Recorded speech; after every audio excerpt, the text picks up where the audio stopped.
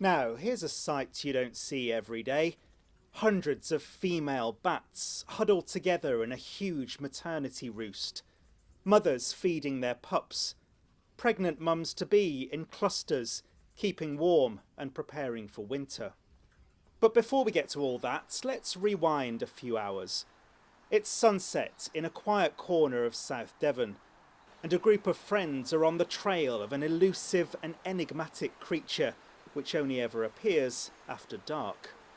Armed with their trusty handheld detection devices, what Pam, Jenny and Emma don't know about the greater horseshoe bat isn't worth knowing.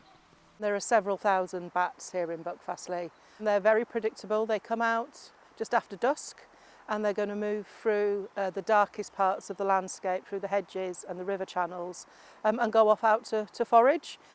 This picturesque spot on the southeastern edge of Dartmoor holds the largest population of greater horseshoes in the whole of the UK. Despite enjoying protected status, they're declining in number and facing constant threat from development, which can disturb their roosts. The greater horseshoes here are really very special and actually under a fair bit of risk. So trying to coordinate the organisations that are responsible for them to make sure that decisions that were made in the interest of protecting them. I never expected to be interested in bats, but when you see what you're going to see tonight and you see how spectacular they are, you'll understand. OK, I've kept you in suspense for long enough, but there's just one more thing.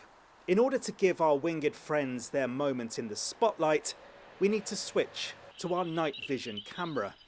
And that's when the woodland really starts to come alive. Bats echolocate to find their way through the landscape. So they're bouncing sound off their horseshoe-shaped nose and they bounce it off objects in the landscape. So they're finding their way around through echolocation. So they're emitting a noise, but it's a noise that we can't hear because it's too high for us, unless you're a very small child. What is it about them that's so special, do you think? I think it's the number of them, the fact that you can come and see them any night. When you hear them through the detector, you hear something that you don't ever hear any other way.